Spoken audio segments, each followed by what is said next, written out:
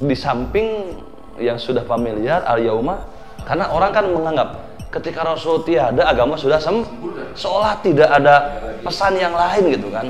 Jadi saya juga lakukan 5 pesan ini. Tapi ini di sini tidak ada ibadah haji ya? Nah. Saya keinget. Iya.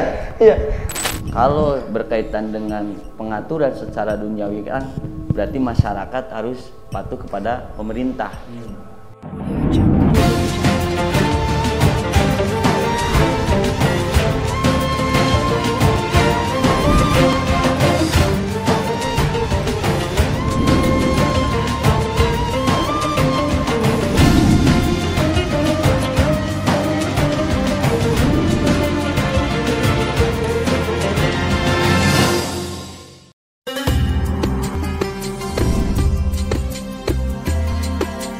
Assalamualaikum warahmatullahi wabarakatuh. Waalaikumsalam warahmatullahi Pemirsa yang dirahmati Allah Subhanahu wa taala, alhamdulillah sekarang kita akan melanjutkan kajian kitab Mukhtarul Ahadits, yaitu hadis yang ke-22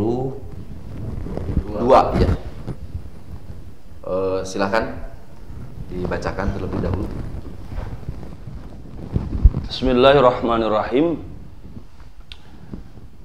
Ittaqullah wa sallu khamsakum wa sumu syahrakum wa addu zakat amwalikum tayyibatan biha anfusukum wa ati'u za amrikum tadkhulu jannata rabbikum.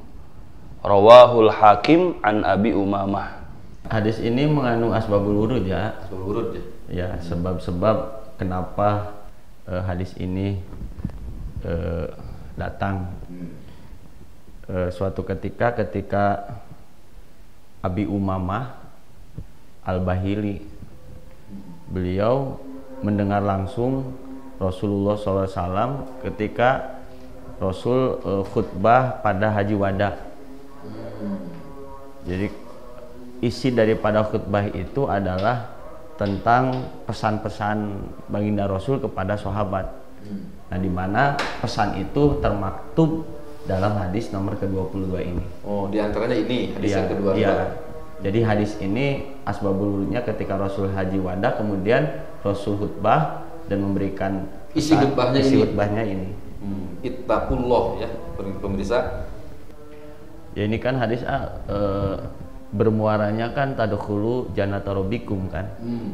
Jadi di mana apabila kita ingin meraih surganya Allah, maka Rasul memerintahkan satu, bertakwa kepada Allah, kemudian sholat 5 waktu, kemudian puasa di bulan Ramadan, kemudian menunaikan zakat dan taat kepada pemimpin atau ulama. Nah, jadi di mana hadis ini mengandung tentang modal kita untuk meraih surganya Allah. Salah satu teks yang populer ketika Haji Wada itu kan al-yaum akmaltu lakum dinakum ya. Sepertinya hadis atau keterangan-keterangan tertulis berkaitan dengan peristiwa Haji Wada yang sebagian ulama memaknai apa yang disampaikan di Haji Wada itu sederajat dengan wasiat. Karena pasca Haji Wada kemudian beliau sakit dan wafat. Artinya betapa penting sesuatu yang disampaikan oleh seseorang di akhir hayat, jalan akhir hayat. Termasuk baginda Rasulullah SAW itu menyampaikan beberapa hal ketika Haji Wada. Hanya yang sampai kepada kita itu rata-rata kan surah Al-Maidah itu yang al-yauma akmaltu lakum dinakum. Nah, ini tentang ini juga kewajiban kita itu mempopulerkan bahwa ada pesan lain. Karena pesan dari al-yauma akmaltu itu kan hari ini telah tersempurnakan. Seolah agama itu sempurna, udah selesai. Hanya kalau melihat pesan yang ada di dalam hadis ini, sepertinya Rasul mewanti-wanti umatku, kalian idealnya masuk surga. Nah, prasyarat untuk masuk surga itu apa? Gitu. Di samping di lain pihak dinyatakan agama sudah sempurna, tapi pemeluk agama supaya bisa masuk surga, ada 5 pesan yang kemudian harus disampaikan. Atau bisa kita katakan bahwa ini bagian pesan terakhir beliau menjelang akhir hayatnya, bahwa kepada umat itu hati-hati atau waspadai atau laksanakan 5 poin ini gitu kan. Takwa, sholat, puasa, zakat, dan taat kepada pemimpin gitu kan. Niscaya kalian akan masuk surga. Jadi ittaqullah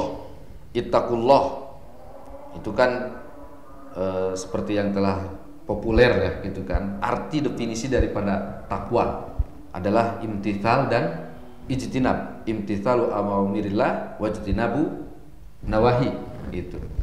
Tetapi ada lagi yang mengatakan sebagian riwayat bahwa takwa itu adalah kehati-hatian.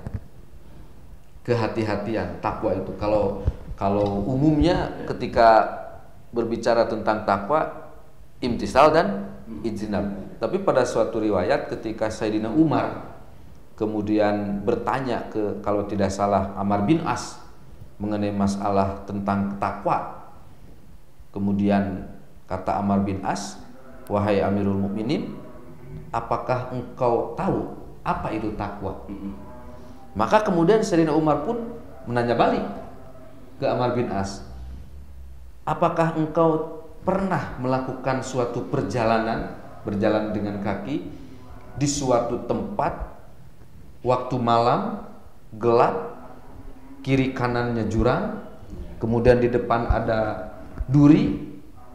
Pernah, kata Amr bin As. "Apa yang kamu lakukan?" "Hati-hati." Nah itu takwa. Makna takwa. Hati-hati. Karena menurut sebagian ulama pun mendefinisikan takwa itu berkaitan tadi ya tentang kita tidak hati-hati terhadap duri ya. Dalam satu makalah dikatakan bahwa takwa itu adalah man aroda antusohihalahu at-taqwa falyatrukid dunub. Dengan kita meninggalkan dosa pun itu sudah dilabeli kita itu adalah orang yang bertakwa. Dan orang yang takwa itu sudah dipersiapkan surga ya. Uiddat lil muttaqin. Atau gini ya, ini berkaitan dengan saya lebih melihat secara kontekstual situasi yang dihadapi sahabat menjelang dari rangkaian haji wada kemudian wafatnya Kanjeng Rasulullah SAW. Itu kan fanatisme yang kemudian melahirkan pengkultusan itu semakin menebal di kalangan sahabat. Yang populer itu kan mangkana ya'budu Muhammadan fa innahu qad mata kan gitu. Jadi fungsi seorang Muhammad adalah nabi dan rasul. Tidak lebih dari itu. Ya. Dalam beberapa ayat itu sering menyebutkan kata-kata ittaqullah dengan wa ati'uni. Jadi secara filosofi ya takwa harus kepada Allah, nggak boleh kepada yang lain.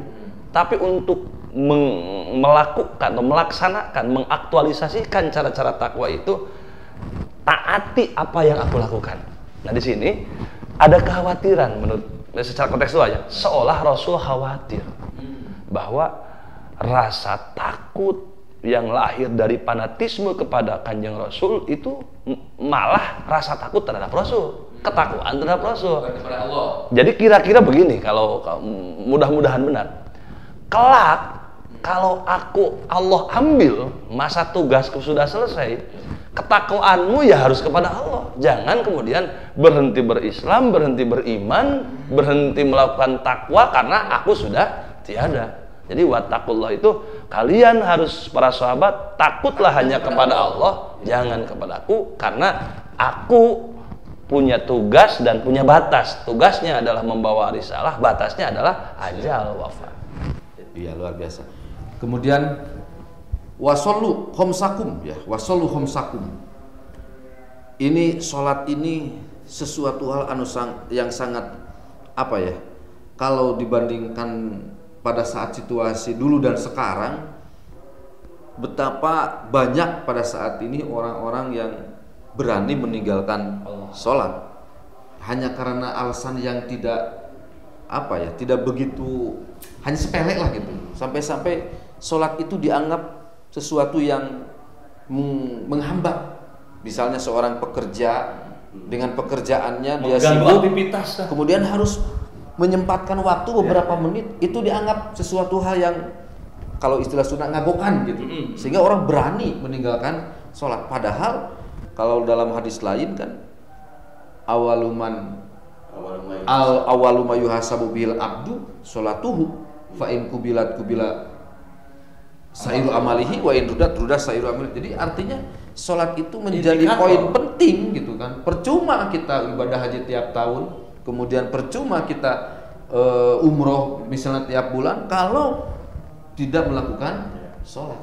Karena tolak ukur seseorang bisa selamat di hari kiamat itu tergantung sholatnya. Akan kemudian diterima amal-amal yang lain manakala sholatnya diterima. Nah ini sholatnya tidak gitu. As-sholatul imaduddin gitu kan, padahal tihangnya agama. Kalau orang sudah meninggalkan sholat berarti agamanya roboh gitu. Nah sementara situasi sekarang itu orang-orang sudah berani meninggalkan sholat. Wasollu khamsakum, padahal pesan terakhir beliau menjelang akhir hayatnya Kanjeng Nabi Muhammad SAW apa aja gitu kan? Sholat. Wasollu khamsakum. Sholat itu ada 5 waktu ya, sholat yang fardu ini. Ini keywordnya lapad khamsakum ya, yang diwanti-wanti itu yang maftaradtu. Apa yang dipardukan, berarti sholat fardu itu harus jadi prioritas ya. Harus jadi prioritas. Karena seperti layaknya seorang yang akan berpisah atau mungkin menjelang ajal, kalau Islam ini sebuah bangunan, kalau agama ini layaknya sebuah bangunan, maka tiang bangun itu kan sholat. Saya bangun bangunan keagamaan ini sesuai dengan tugas dan fungsi kami sebagai seorang rasul, tiangnya ya sholat. Hati-hati jangan sampai abai terhadap, kalau dalam syarahnya itu kan ada hafizu, tidak hanya melaksanakan sholat tapi menjaga sholat, memelihara sholat. Tapi yang paling tidak yang 5 sebelum yang qabla qolis. Wasollu khamsakum, saya teringat dalam hadis lain Kanjeng Nabi Muhammad SAW menyampaikan, kalau tidak salah masih dalam kitab ini juga, beliau mengatakan at-ta'anni minallah wal ajalah minasyaiton. Terburu-buru, rinti, tenang itu dari Allah. Kemudian wal ajalah, tergesa-gesa, buru-buru itu dari setan. Nah, kecuali 3 hal yang harus disegerakan. Yang harus disegerakan itu 3 hal. Yang pertama sholat. Yang kedua, orang yang soleh meninggal, itu harus disegerakan untuk supaya dikubur. Kemudian yang ketiga, orang yang punya anak perempuan yang sudah sudah balik untuk kemudian pas waktunya untuk dinikahkan, itu harus disegerakan nikahnya. Nah, termasuk menyegerakan sholat. Jadi memang sholat itu memang harus diprioritaskan, harus disegerakan.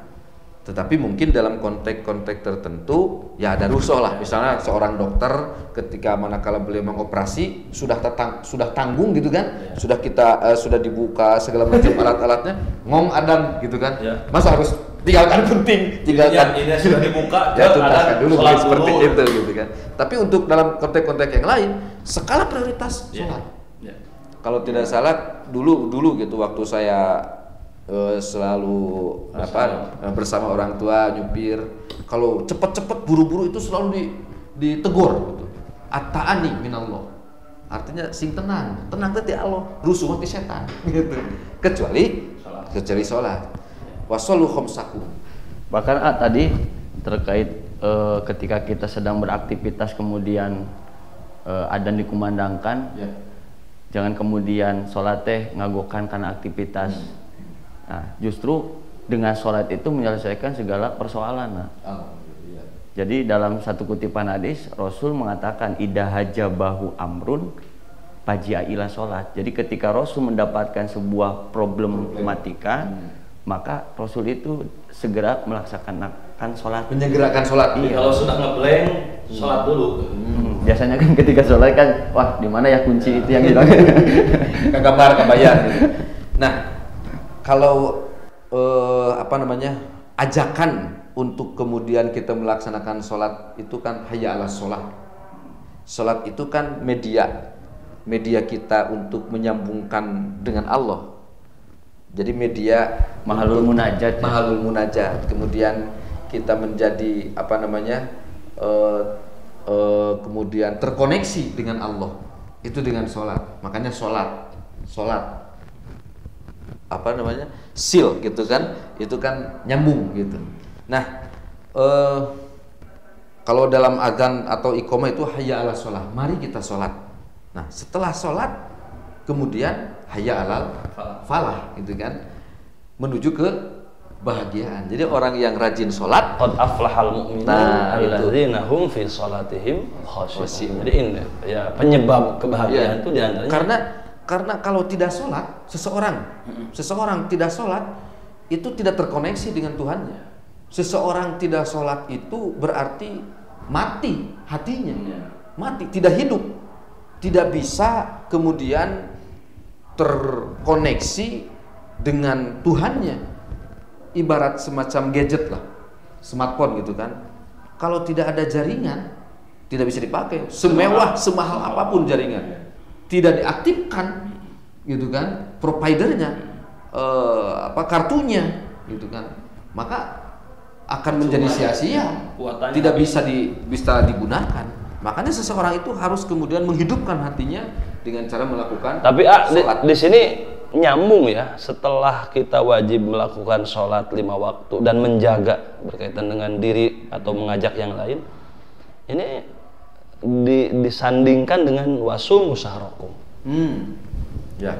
Pentingnya pelaksanaan puasa pasca kita sholat atau berbarengan, itu kira-kira apa? Ini menggambarkan ajaran Islam itu sangat luar biasa sempurnanya. Sangat luar biasa sempurnanya. Selain daripada bentuk ketaatan ibadah sholat yang dianjurkan dan harus diprioritaskan oleh umumnya kaum muslimin, kemudian ada yang lebih penting lagi, yaitu masalah puasa.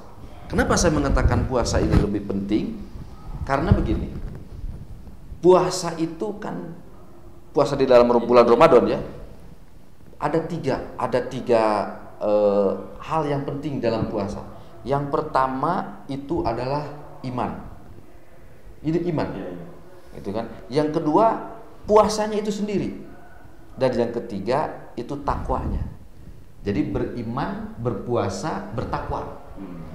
Kalau orang-orang teknik misalnya gitu kan, ada yang disebut dengan input, ada yang disebut dengan proses, ada yang disebut dengan output. Input iman, karena perintahnya ya ayyuhalladzina amanu kutiba alaikumussyam. Walaupun ayat tersebut kalau kata Imam kalau tidak salah Imam Tobroni itu belum bisa dipastikan perintah wajibnya puasa di bulan Ramadan, karena ayat-ayat yang lebih pantas untuk dijadikan Ramadan. Pamang syahida minkum syahra falyasum. Yang kedua kan berproses. Apa? Yaitu puasanya. Alaikumussyam, kutiba alaikumussyam. Yang ketiga hasil akhirnya, outputnya la'allakum tattaqun, bertakwa. Jadi beriman, berpuasa, bertakwa. Beriman, berpuasa, bertakwa ini adalah merupakan suatu kesempurnaan dalam ajaran, dalam sebuah ajaran. Beriman, berpuasa dan bertakwa. Kalau saya lebih gini ya, tadi kan input, proses, output ya. Keterkaitan wasu musyahrokum dengan wasollu khamsakum. Sholat itu kan oleh-oleh terbaik dari Isra Mi'raj. Mohon maaf, kalau oleh-oleh bisa dipakai ya? Iya, kalau tidak suka ya biasa. Tugas ya, kewajiban aja lah. Kewajiban yang didapat. Jadi betapa sholat sebagai media paling berpotensi untuk mendekatkan diri kepada Allah, itu harus menjadi sarana terbaik. Kalaupun ada kendala, ini saya melihat fenomena ketika Ramadan tiba, orang yang tidak ke masjid ikut ke masjid, orang yang tidak suka sholat berjamaah ikut berjamaah karena ada tarawih itu. Bahkan naudzubillah ya, ini saya tidak mau memfitnah yang lain. Orang yang tidak pernah sholat. Nah, Ramadan itu kan dalam secara terminologi kan pembakaran, membakar. Jadi untuk sampai kepada Allah dalam sholatmu ada hal yang harus kamu lakukan. Di antaranya yaitu berpuasa, bakar seluruh potensi negatifmu, lalu kemudian berbondong-bondong melakukan aktivitas termasuk sholat, termasuk baca Quran, agar kemudian sumu sahrokum menjadi pendukung terhadap maksimalisasi solu khamsakum. Ya. Menambahkan bahwa setelah solu kemudian sumu ya. Kalau solu itu lebih ke ibadah yang bersifat lahiriah ya. Berarti kan sholat bisa kita lihat lah gerakan-gerakannya, iya secara fisik kan. Kalau wasumu sahrokum kan terkait batiniah, di mana orang yang puasa dan tidak puasa sama-sama saja secara lahiriahnya kan. Tapi kan dilihat dalam segi batiniahnya kan ya hanya Allah yang tahu, dan makanya pahalanya li kan. Iya, li wa ana azibi kan. Artinya harus seimbang antara ibadah lahiriah kemudian ibadah batiniah. Solu ibadah lahiriah, sumu ibadah batiniah, di mana harus ada balansi antara lahiriah dengan batiniah. Wasallu khamsakum wasumu syahrakum. Kemudian ada lagi wa'addu zakata amwalikum. Bayarlah, tunaikanlah zakat harta kalian semua. Ini zakat ini saya kalau melihat dari berbagai ayat Quran itu selalu zakat itu disandingkan dengan sholat. Aqimus sholah wa atuz zakat. Berarti sesuatu yang tidak bisa dipisahkan, tidak boleh dipisahkan, sholat dan zakat. Seolah-olah satu kesatuan. Sholat dan zakat. Masalahnya begini. Orang itu selalu misalnya dia rajin sholat, gitu kan? Dia kemudian berpuasa, tapi ketika harus membayar zakat, kehilangan dia, gitu kan? Kehilangan. Saya tadi disampaikan, saya modal sendiri, berusaha kerja keras, banting tulang sendiri, lalu tiba-tiba harus mengeluarkan zakat, kehilangan. Tunggu dulu, gitu kan? Pasti ada perasaan seperti itu. Karena kalau sholat, ya mungkin tidak ada konsekuensi untuk kemudian mengeluarkan biaya gitu kan. Kemudian puasa juga sama. Kalau zakat kan, itu kan dalam watak keumuman manusia itu ketika dipinta itu kan selalu ada berpikir feedbacknya gitu kan. Tiba baik. Nah zakat ini kan sesuatu yang memang dia usaha sendiri, hasil sendiri, kemudian harus dikeluarkan. Atau gini, dalam perspektif lain ya, menyambung apa yang disampaikan dari kata-kata siapa kamu, saya yang kerja, kamu yang dapat manfaat gitu kan. Kamu belum selesai terhubung baik dengan Allah melalui sholat dan puasamu. Hablum minannasnya nggak beres, karena zakatnya kan ibadah sosial. Ibadah sosial. Bagaimana sesuatu yang kita dapatkan meski tanpa campur tangan orang lain itu kemudian harus tetap berefek positif bagi orang lain, semisal dengan zakat gitu. Jadi gagal kamu punya hubungan vertikal yang baik kalau hubungan horizontalnya tidak baik gitu. Dalam sebuah kisah, dalam sebuah riwayat, sepeninggal Kanjeng Rasulullah SAW, kemudian Sayyidina Abu Bakar didaulat menjadi seorang khalifah, pimpinan kaum muslimin pada saat itu.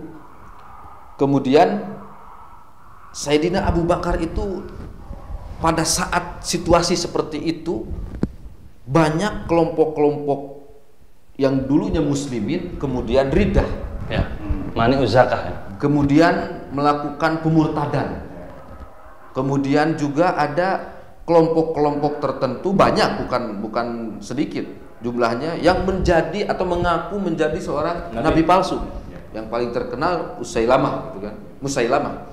Kemudian pada saat itu banyak orang yang menolak untuk membayar zakat. Kemudian pada saat itu juga orang itu di luar atau dunia, di luar Muslim, di luar Mekah Madinah mengetahui Rasulullah sudah meninggal. Maka orang berani. Romawi sudah menyiapkan pasukan. Di utara sudah menyiapkan pasukan kurang lebih beberapa puluh ribu lah, 30.000 gitu untuk menyerang Madinah karena pimpinannya sudah meninggal. Persia pun sudah masuk Yaman, sudah merangsek di Yaman. Pada saat situasi krodit seperti itu, kaum muslimin bingung harus apa dulu yang harus kita lakukan. Kemudian datang ke Abu Bakar. Abu Bakar dengan tegas, padahal Abu Bakar itu kan orangnya bijaksana, orangnya lembut. Tapi pada saat itu kelembutan, kebijaksanaan Abu Bakar itu akan bertambah dengan keteguhan, dengan tabat gitu kan, memegang prinsip. Apa yang disampaikan oleh Abu Bakar? Perangi orang-orang yang melarang atau tidak mau membayar zakat. Jadi skala prioritas. Bahkan para sahabat pada saat itu banyak yang mengkritik, termasuk Sayyidina Umar. Kenapa zakat dulu? Kenapa harus zakat dulu? Ini Romawi nih, sudah menyiapkan pasukan untuk siap menyerang Madinah. Ini Persia nih. Kemudian banyak aliran-aliran nabi-nabi palsu gitu kan. Kemudian banyak orang yang keluar dari Islam, melakukan pembangkangan, melakukan pemurtadan. Tapi zakat ini hal yang dianggap sepele. Kenapa gitu kan? jadi prioritas? Ada yang lebih besar pandangan umumnya pada sahabat. Kemudian Abu Bakar dengan ketegasannya, dengan prinsip yang kuatnya, pokoknya perangi orang-orang yang tidak mau membayar zakat. Apakah kalian tahu bahwa dalam Al-Quran itu aqimus shalah wa atuz zakat tidak boleh dipisahkan? Maka meskipun dia ahli kiblat, meskipun dia melaksanakan sholat, kalau tidak mau bayar zakat, berarti dia akan mencoba memisahkan antara sholat dan zakat, memisahkan aqimus shalah wa atuz zakat, perangi. Luar biasa. Ya, jadi juga efeknya kalau zakatnya tersendat, ya kan, di sana ada hak fakir miskin. Sementara murtad atau kekafiran itu kan penyebabnya diantaranya fakir. Atau bagaimana bisa melawan pasukan yang besar dan banyak kalau tidak ada modal? Makomadin ila bilmal. Jadi benar apa yang diprioritaskan oleh Abu Bakar ketika memilih zakat. Di samping menyandingkan sholat dengan dengan zakat, juga daya dukung zakat terhadap dua masalah yang lain bisa selesai dengan zakat. Bahkan dalam zakat itu menumbuhkan kepedulian sesama ya. Jangan sampai harta itu terus berputar di antara orang-orang yang kaya kan. Kaila daulah bainal agniya kan. Kaila takuna dulatan bainal agniya minkum. Jadi di mana dengan kita membayar zakat, katakanlah orang-orang yang kaya membayar zakat kepada para mustahik, maka itu salah satu solusi untuk negara dalam rangka mengentaskan kemiskinan. Ya, kalau konsep zakatnya itu sudah benar-benar dilaksanakan gitu kan, maka suatu negeri itu akan mapan secara ekonomi. Tidak ada gambaran krisis gitu kan, krisis ekonomi. Jadi sebagian ulama pun mengatakan ketika orang kaya mengeluarkan zakatnya, baik zakat badan atau zakat mal, maka tidak ada fakir miskin yang kelaparan. Tapi yang penting di sini juga thayyibatan biha anfusukum, lebih kepada jangan berpikir yang lain lah. Yang penting kamu keluarkan dan jiwamu bersih, dirimu bersih. Urusan efek positif yang didapat biarlah syariat yang ngatur, Allah yang ini. Thayyibatan biha. Jadi mengeluarkan zakatnya itu dengan thayyibatan biha anfusukum. Diri-diri kalian terhadap zakat itu kemudian menjadi thayyibah, artinya tulus dan ikhlas. Mengeluarkan zakatnya bukan karena keterpaksaan atau ada gorod-gorod lain. Ini murni dalam menegakkan syariat atau menegakkan rukun Islam. Kemudian yang terakhir, yang kelima, wa ati'u fi amrikum. Taatlah. Wa ati'u da amrikum ya. Wa ati'u da amrikum. Taatlah kalian semua kepada orang yang mempunyai perintah. Jadi artinya pemerintah. Berarti taat kepada pemerintah. Gitu kan? Ini kalau ditangkap seperti gini. Nanti kamu akan mengalami kekacauan, stuck dalam kalau misal politik Islam pasca Rasul meninggal itu akan mengalami stuck. Karena ya Rasul itu seorang nabi, seorang rasul, ya seorang pemimpin. Ketika Rasul meninggal, ketaatan umat Islam ini mau bermuara kepada siapa? Tokoh yang mana? Itu kan ada cerita di Saqifah Bani Sa'idah di mana kaum Muhajirin, kaum Ansor merasa punya hak karena perannya masing-masing. Kemudian pada akhirnya kan diangkat siapa? Abu Bakar. Dalam kacamata pemikiran Simkuring saya bahwa kelak kalaupun saya tidak ada, tetap ketaatan itu ada kepada siapa? Kepada ulil amri, za amrikum, orang yang mengatur urusanmu, orang yang mengatur perintah dan larangan bagimu, yaitu pemimpin. Ya, gini, saya punya kewajiban moral untuk menyampaikan 5 nilai ini kepada masyarakat yang lain. Di samping yang sudah familiar al-yauma, karena orang kan menganggap ketika Rasul tiada, agama sudah seolah tidak ada pesan yang lain gitu kan. Atau taraktu fikum amroini in tamassaktum bihima lan tadilu abada. Ya, seperti udah aja berpegang kepada Quran dan hadis, selesai. Ada pesan yang jarang diketahui. Ada hadis sahih yang kemudian kalau kita tenggelam dalamnya ya potensi untuk masuk surga lebih besar.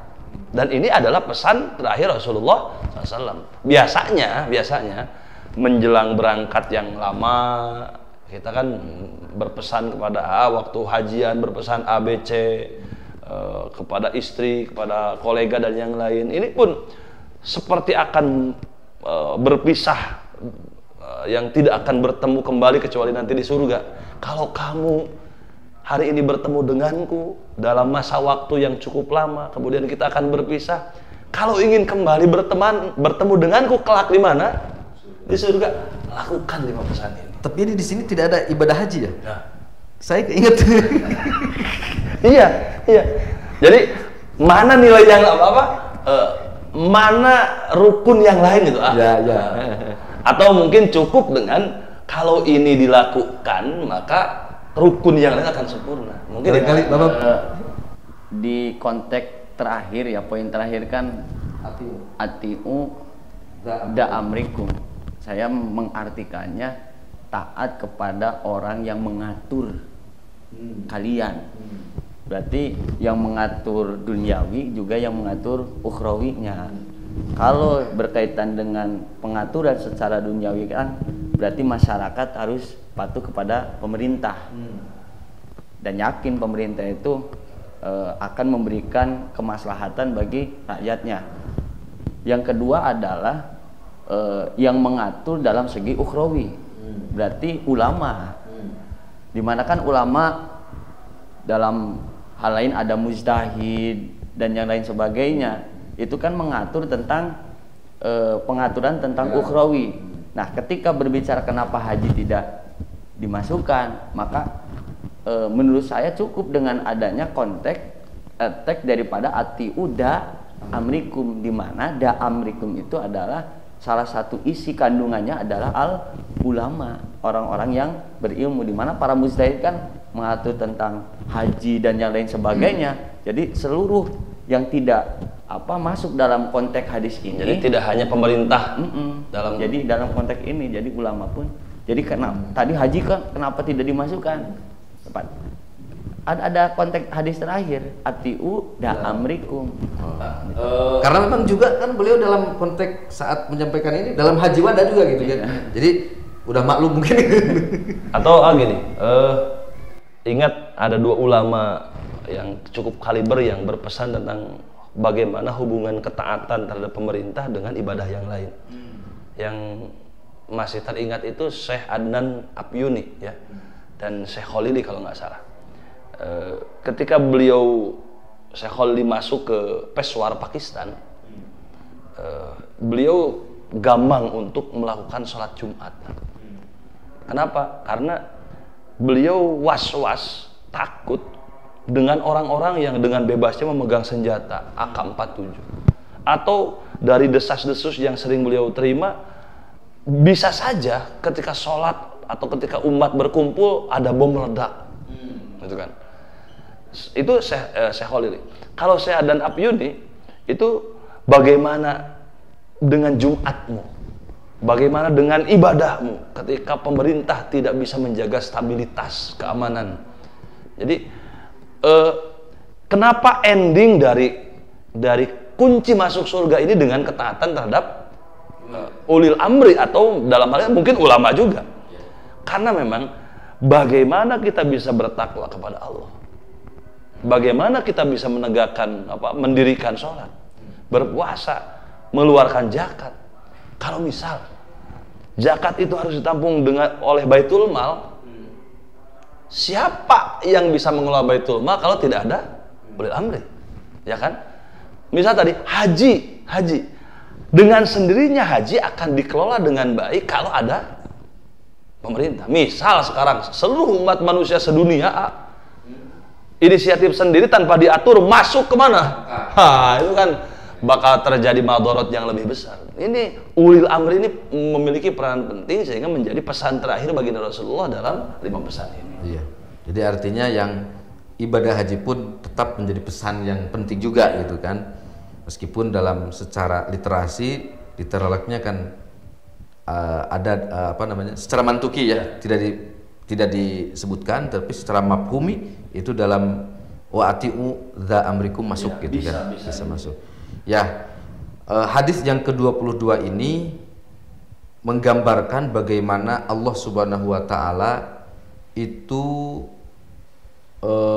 kemudian memberikan jalan kepada umat manusia untuk supaya bisa masuk ke dalam surga dengan melaksanakan atau dengan modal takwa kepada Allah, kemudian melaksanakan sholat fardu yang 5 waktu, kemudian puasa di bulan Ramadan, kemudian membayar zakat sebagai bentuk upaya pembersihan diri dengan mengeluarkan zakat harta kalian, dan yang nomor kelima yaitu mentaati